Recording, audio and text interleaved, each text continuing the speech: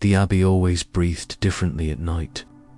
During the day, it hummed softly with the shuffling of sandals on worn stone floors, the clink of copper ladles in the kitchen, and the distant, mellow chime of the bell tower marking the hours.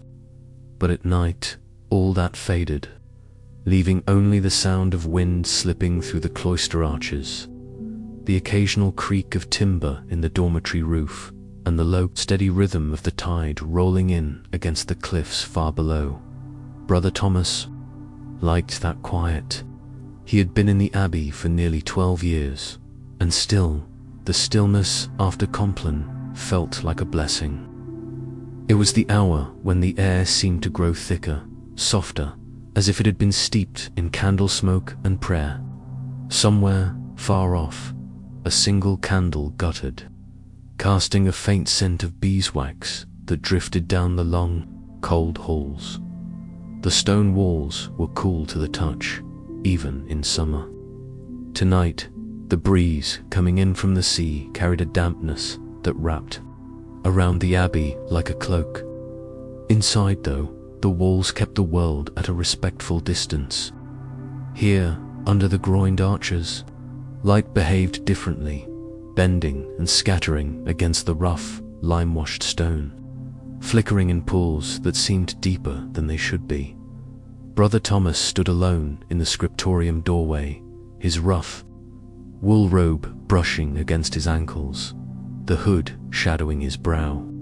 He could hear, faintly, the heartbeat of the abbey's silence, the drip of water somewhere in the cloisters, the slow exhalation of the building's old wood.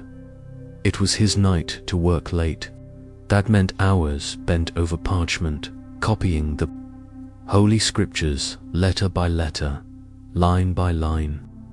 The abbey's great Bible was nearing completion, a project that had taken years. Each page worked on by hand, each line checked and rechecked. Tonight, Thomas was to continue the Book of Psalms, starting with a line he had already traced in his mind. "The Lord is my shepherd, I shall not want." He stepped into the scriptorium. The room smelled of vellum and lamp oil. Along the long oak table, several desks sat with half-finished manuscripts. Ink pots glimmered dully in the candlelight, and sheets of parchment lay weighted down with smooth river stones to keep them from curling. The air was cool enough that the tips of his fingers prickled when he unrolled his sleeves. His desk was near the window. Though no moonlight reached it tonight, the sky outside was thick with cloud, smothering the stars. Instead, 2 candles burned low in their iron holders, their flames bending slightly in the draught. Between them sat the page he had been working on earlier in the day, the black ink still rich against the cream surface. In the margin, a tiny illuminated initial twined with vines and gold leaf caught the light. Thomas sat and ran his fingers along the quill. It was cut just this morning from a goose feather, sharpened to a precise point. He liked the ritual of preparing it, the careful scraping of the shaft, the testing of the tip on a scrap of vellum, the feel of it between his fingers. The ink was thick and dark, made from oak galls and iron salts, a mixture that had stained his fingertips more times than he could count. He took a slow breath. In the quiet, he could almost hear the faint scratch of other monks in other years, their hands bent over pages in this same room. The scriptorium felt like a kind of timeless chamber, no matter the century. There was always a man in a brown robe writing by candlelight outside. The wind sighed along the cloister walk, carrying with it the scent of salt. Somewhere down the hall, a mouse scurried across the flagstones, its tiny claws clicking faintly. Thomas dipped the quill, letting a single drop of ink swell at the tip before pressing it to the page. The first line flowed easily, each letter forming under his hand like a prayer given shape. Hours passed this way, or perhaps only minutes. The rhythm of writing dissolved the boundaries of time. He would dip the quill, write 3 words, pause, to breathe, and then write again. Sometimes he would whisper the words as he formed them, his voice low and slow, as though they were meant to be carried straight from his mouth to heaven. But somewhere between one psalm and the next, the stillness shifted. The candles burned lower. The ink cooled in its pot. A yawn stole across his face, catching him off guard, making his eyes water. He tried to focus on the next line, tracing the curves of the letters, but the words blurred, doubling, as if he were looking at them through water. He blinked hard. The quiet was so deep now that he could hear his own breathing. He laid the quill down, flexed his fingers, and rubbed at his temples. Just a moment's rest, he told himself. Just long enough to close my eyes and listen to the wind. The desk was warm under his arm. The candle's flicker painted the inside of his eyelids gold. Somewhere in the far-off echo of the abbey's silence, a bell chimed, not for the hours, but perhaps only in his dream. Brother Thomas and the night watch. When Thomas woke, the candles were nearly gone. Their thin flames wavered, stretching, long shadows across the scriptorium walls. A bead of wax had run down to the wooden desk and cooled there, pale as a frozen drop of milk. His cheek was pressed against the open Bible, and a faint damp patch marked the margin where he had breathed against it in his sleep. For a moment, he wasn't sure if it was still night or if the first hour before dawn had come. The air was still, cold enough to make him shiver. Outside the window, there was no hint of light, only the steady hum of the wind moving through the cloister arches. He sat up slowly, joints stiff from leaning awkwardly over the desk. The quill lay where he had dropped it, its tip drying to a sharp, brittle edge. A small mouse, perhaps the same one he'd heard earlier, was sitting boldly on the desk now, nibbling at a crumb that had fallen from his sleeve. Thomas watched it for a moment. In the quiet, the tiny sound of its teeth working was surprisingly loud. Then, with the patience of one who lived in a place where every creature had its own permission to exist, he let it be. From the far end of the hall came a faint sound, the soft footfall of leather sandals. Thomas turned his head just as the door eased open, and a warm orange glow spilled into the scriptorium. It was Brother Matthew, the abbey's night watchman. He was tall and thin, his robe hanging from his shoulders like an old sailcloth. In one hand, he carried a lantern. In the other, a small ring of iron keys that jingled softly when he moved. His face was pale in the lamplight, the deep lines around his mouth making him look perpetually thoughtful. "Still at your work?" Matthew asked, though his tone was more curious than reproachful. His voice was the kind that never rose above a murmur, as if he was speaking inside a chapel. "I might have drifted," Thomas admitted, brushing a hand over his face. "The Psalms are patient. They'll wait for me." Matthew smiled faintly. "They've waited for centuries, brother.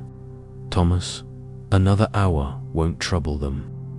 The watchman set the lantern down on a nearby desk. Its light mingled with the last of the candles, making the shadows retreat just a little. "You ought to rest. The cold will settle in your bones if you stay here." Thomas hesitated. His bed in the dormitory would be warmer, but the thought of lying there while his mind kept circling the unfinished page, well, it was a rest of another kind to remain here. "I'll finish one more verse," he said finally. "Then I'll leave it."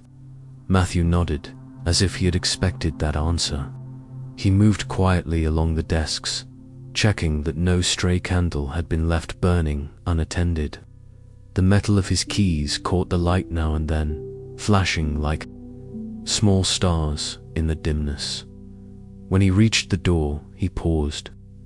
"Be mindful, brother," he said, in a tone that was not quite a warning. "Night is a deeper thing than we think. It doesn't always dream the way we do." And then he was gone, the lantern's glow vanishing into the long corridor beyond. Thomas dipped the quill again, coaxing ink back into its nib. The page before him waited patiently, the half-finished line curving across the vellum like a road leading into darkness. Outside, the sea continued its endless, muffled roar against the cliffs. Somewhere deep in the abbey, a door groaned in its hinges, opening or closing without any visible hand. He wrote one more verse. Then, without meaning to, he lingered, eyes half closed, listening to the strange, slow heartbeat of the night the candle burns loather. Ink on Thomas's page was still drying when he leaned back and noticed how small the world had become. The scriptorium, once a long, airy hall in daylight, now felt like a small cave of flickering gold, its edges blurred by shadow. Every desk beyond his own faded into a dim outline, and the ceiling beams above disappeared into darkness. The last candle on his desk had grown short, its flame wavering more than it burned. The wax had spilled over into a soft, rounded mound, forming little rivers that had hardened mid-flow. Each tiny drip caught the light like a frozen tear. The silence was not complete. There was the faint crackle of the candle's wick, the slow sigh of the wind at the window, and from somewhere far down the cloister, the hollow echo of water dripping into a stone basin. Thomas flexed his fingers. They were stiff and faintly. Ink stained the skin between thumb and forefinger, smudged blue-black. He rubbed them together absent-mindedly, feeling the tackiness of the ink still drying in the quiet. His thoughts wandered not to the words on the page, but to the idea of them. Each letter he formed was a bridge to a man who had lived 1,000 years before him. Someone, in some far-off time, had written these same lines by a similar light, perhaps with the same ache in his back and the same slow drowsiness tugging at his mind. His gaze shifted to the candle again. The flame bent low, almost touching the rim of melted wax, before straightening as if it had decided to hold on a little longer. It reminded Thomas of himself, determined but tired. Something shifted in the air. A draft crept through the window, gentle but enough to make the flame bow in one direction. It also brought with it a faint scent, not the sharp smell of ink or tallow, but something saltier, the smell of the sea. He listened for the waves, but the sound was different now, slower, heavier, as though the tide were not simply water, but something breathing. Thomas straightened in his chair, the quill still in his hand. For the first time that night, the scriptorium felt less like a place of work and more like a place waiting for something to happen. The candle hissed softly, as though in reply to his thoughts, and in that moment, a low, distant sound, not quite a bell, not quite a voice, drifted faintly through the abbey walls. Thomas turned his head toward it, heart slowing, ears straining. The sound came again, but this time it seemed closer. The sound in the walls the second time Thomas heard it. The sound was softer, like a hum pressed into the stones themselves. It was not loud enough to disturb the air, yet it carried a strange weight, the way some dreams feel heavier than others. He set his quill down carefully beside the ink pot, as though the noise might vanish if startled. For a moment, he simply sat there, letting his eyes rest on the half-finished page, while his ears searched for the source. the scriptorium was still. The candle on his desk bent its light across the inked lines, making the letters shimmer faintly. Each illuminated initial looked like it belonged to another world, one where colors glowed without fire. Then the sound came again. This time, Thomas noticed it was not one continuous tone, but a low rise and fall, as though someone on the other side of the wall was chanting, slowly, patiently, without pause. He glanced toward the far end of the room. Shadows pressed close there, swallowing the carved archway that led deeper into the abbey's inner halls. The rest of the monks were long asleep in their quarters. He was alone, or at least he thought he was. His gaze moved to the wall beside him, thick stone, centuries old, marked with faint scratches from the hands of scribes who had sat here before him. He placed his palm against it. The surface was cool, but beneath that coldness, there was a faint vibration, not enough to shake the wall, just enough to make him aware that something beyond it was alive in some way. He pulled his hand back slowly. Perhaps it was only the wind through the cracks of the abbey stones, or the sea's voice, muffled by distance and time. But something about it felt intentional, as though it were a message, not a noise. The candle wavered again. The flame's light brushed against the edge of the wall, revealing a tiny gap in the mortar no wider than a quill's feather. Thomas leaned closer. From that gap, the sound was clearer. Not a chant, but a series of words in a language he could not name. He blinked. His heart beat once, twice, and then slowed into the rhythm of the voice, as if it had been waiting for this sound all along. The gap in the mortar. Thomas leaned so close that the candlelight pooled against the side of his face, leaving the rest in soft shadow. The tiny gap in the wall seemed almost too small to matter, yet from within it the voice continued, quiet, deliberate, never hurried. He tilted his head, listening. The words were unlike any Latin he knew, and yet their cadence felt familiar, like the steady rise and fall of psalms sung in the chapel. It was not a prayer exactly, but it carried the same weight, something old, something careful. The smell of the stones met him first, cool, mineral, with a faint trace of beeswax and smoke from centuries of candles. The abbey always smelt this way, but here it seemed stronger, as though the gap had been holding the scent in 4 years and had just now let it free. He set the candle on the desk and pressed his eye to the space. At first, he saw only darkness, but then, as his eyes adjusted, he thought he caught the glimmer of movement, not sharp or sudden, but like the slow turning of pages far, far away. A draft touched his cheek, just enough to stir a strand of hair. It carried the faintest sound of parchment shifting, and again the low, unbroken voice. Thomas sat back, suddenly aware that the scriptorium felt different now. Not dangerous, not unfriendly, just different, as though the walls had remembered something they'd been keeping for a long time.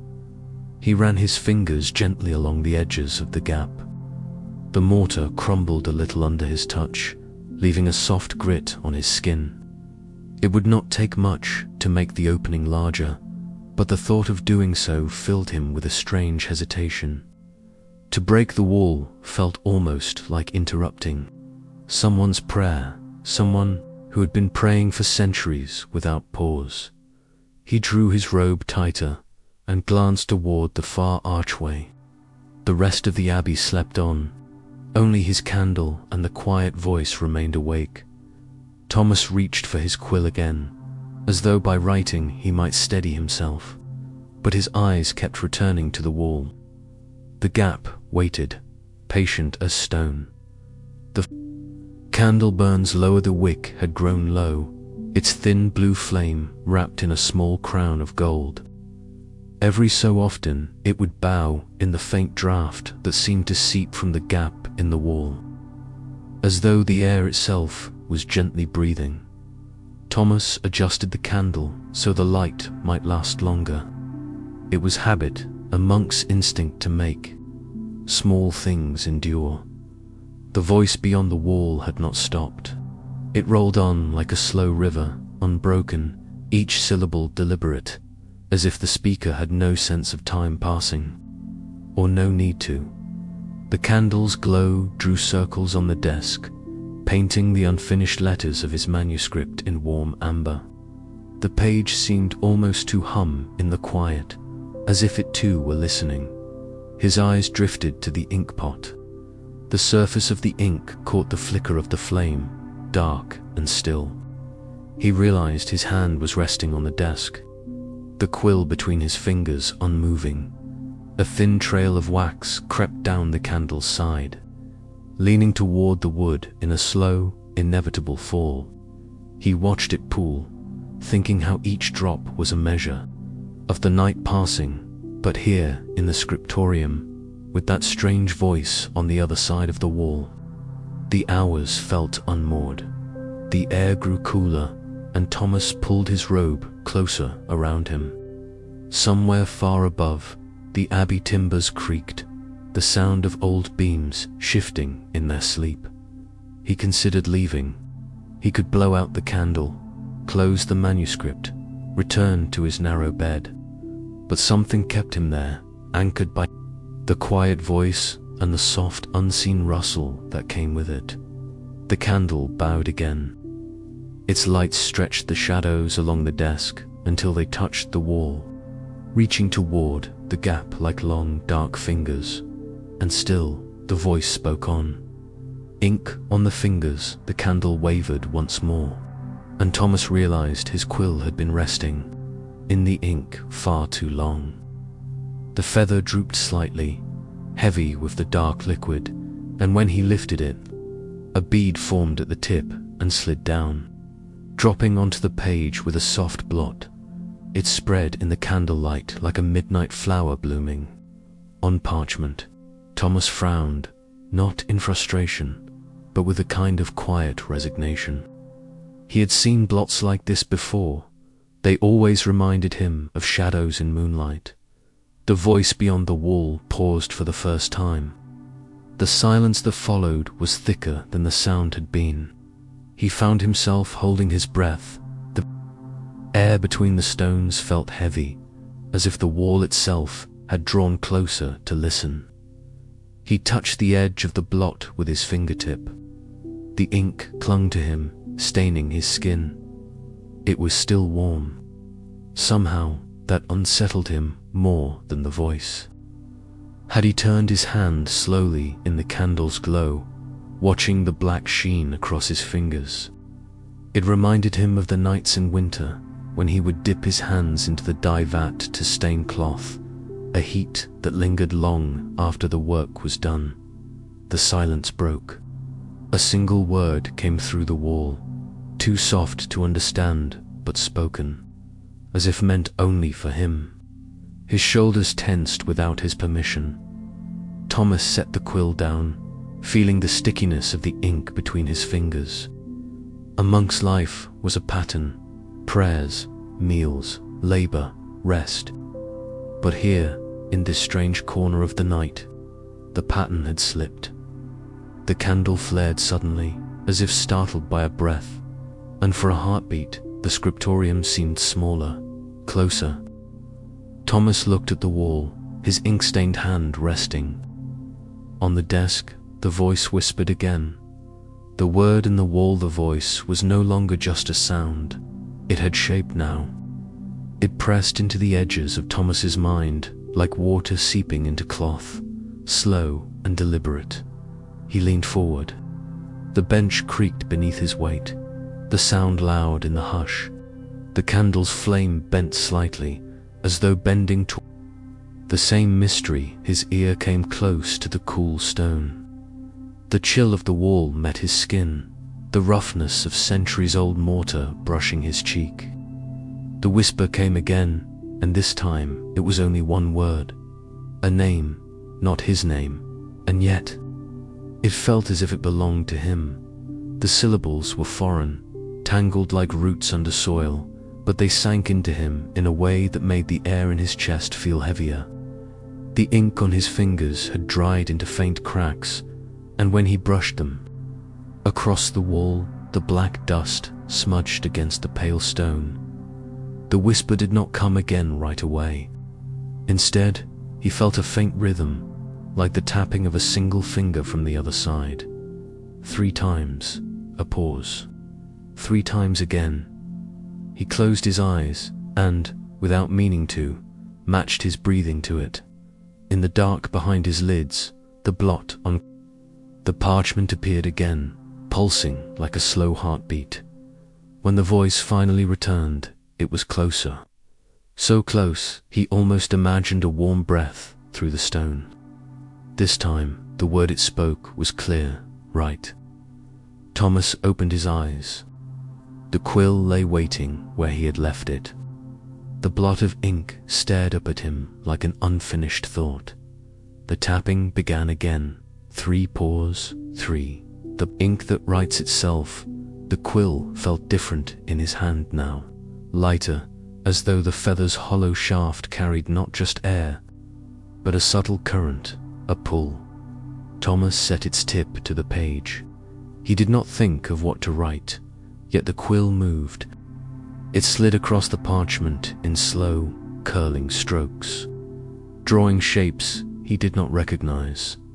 The scratching sound was steady and soft, a rhythm that almost matched the tapping from the wall. 3 strokes, pause, 3 more. The letters were not in Latin, they were not in any language he had copied before, and yet some deep, quiet part of him knew their meaning, like a song heard in childhood, long forgotten, yet instantly familiar. The candle's flame bent and stretched, shadows lengthening along the desk. In their shifting shapes, he thought he saw movement, the faint outline of a robed figure, head bowed, hands clasped. When he blinked, it was gone. The quill did not stop. It wrote without hesitation, the words flowing as though already formed. Somewhere beyond him, Thomas became aware of a sound under the scratching, the faint drip of water. It came from somewhere behind the wall. Each drop seemed to echo, not like a splash, but like the soft strike of a bell. The ink was darker now, almost too dark a shade beyond black, absorbing the candlelight instead of reflecting it. When he looked closely, it seemed to move within, itself like tiny currents swirling under a still surface. And then, the last stroke curved into place. The quill lifted of its own accord and rested in his fingers, still. Thomas read the line. It was not a prayer. It was an instruction, and it was meant for him. The locked door. Beneath the abbey, the words on the page glimmered faintly in the candlelight. Thomas read them again, his lips moving silently. Go where the stone drinks the rain. He knew the phrase. It was something Brother Caldas had once muttered in his sleep, years ago, when fever had kept him in the infirmary.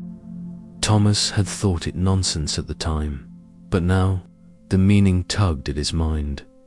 There was a place beneath. The abbey, a forgotten passage the older monks spoke of only in whispers. It lay behind the old wine cellar, where the floor dipped, and the air smelled of earth. The stone there was slick, even in summer, and rainwater somehow seeped in, no matter the season. He should not go there. Every lesson, every vow, every warning told him so, and yet the inks, strange, swirling black, seemed to hold his gaze until his hand closed the book and his feet began to move. The abbey was silent at this hour. Only the faint sigh of wind through the cloister arches followed him. His sandals brushed over worn steps, each one colder than the last as he descended in the wine cellar. The air was damp. The rows of barrels stood like sentinels, their staves creaking softly in the dark. At the far wall, behind two empty casks, lay the place. A small wooden door, swollen with damp, bound by a heavy iron lock. No key hung on the abbey's ring for this door. He knew because he had once, in a moment of foolish curiosity, checked. But when his hand touched the lock, something warm pulsed through the metal. It clicked open as though it had never been fastened. The door groaned softly inward. A breath of colder air slipped past him, carrying a scent like rain on stone, and something older. Beyond was a narrow stair, carved straight into the bedrock, spiraling downward. The candlelight didn't seem to travel far there, as though the dark bent it away. He should turn back. He knew it, but the words were still in his mind, and the sound of slow, measured dripping below pulled him down the first step, and then the next. The chamber of unfinished pages, the stair seemed longer than it had any right to be. Thomas counted the steps at first, but somewhere after 30, he lost track. The air grew stiller, cooler, heavier, as though the world above had closed a lid over him at last. The steps ended. The space he entered was not large, but its ceiling arched high, lost in shadow. The walls were raw stone, wet in places where thin rivulets traced down to the floor. The faint dripping sound echoed, coming from somewhere unseen. In the middle of the chamber stood a table, and on that table were pages, stacks of them. Some rolled into scrolls, others laid flat, edges curling with age. They were covered in handwriting, but not all in the same hand. Some letters were sharp and narrow, others round and sprawling. Ink of different tones, brown, black, faded grey, told of many writers, many years, and yet each page was unfinished. Sentences ended mid-thought. Lines trailed away as though the pen had simply stopped moving. One sheet bore only a single word before it halted. Thomas's candle flickered, his breath made the air stir, and the faintest scent of old ink rose from the papers, a smell that felt almost alive. He stepped closer. One page caught his eye. Its letters looked like his own, not similar, identical. The very curve of his T, the slant of his H. It was the passage he had been copying earlier that night in the scriptorium. But here, the lines continued past where he had stopped, words he had never written. In his own hand, the ink looked fresh. A sound came from the far edge of the chamber, the whisper of parchment shifting. Thomas turned, heart quickening, but saw no one. Only more pages piled higher against the stone wall, and in the shadows above them, something moved. The figure in the shadows, Thomas, did not move at first. The movement above the pages was slight, almost like a shift of air, but his instincts told him it was more than that. He raised the candle a little higher. The light pushed back the dark only so far, painting gold along the edges of the stacked parchment. Something was there. Still watching, the flicker of the flame caught the curve of a hood. Not brown like the monks of the abbey, but deep black, so dark it seemed to drink in the light. The figure leaned forward just enough for Thomas to see the face beneath. It was lined, pale, the skin almost the color of parchment itself. The eyes were not hostile, yet they were far from warm, fixed on him with an unblinking calm, as if weighing his very presence. "Another hand joins the work," the figure said, voice low and even, each word deliberate. Thomas found his own voice only after a pause.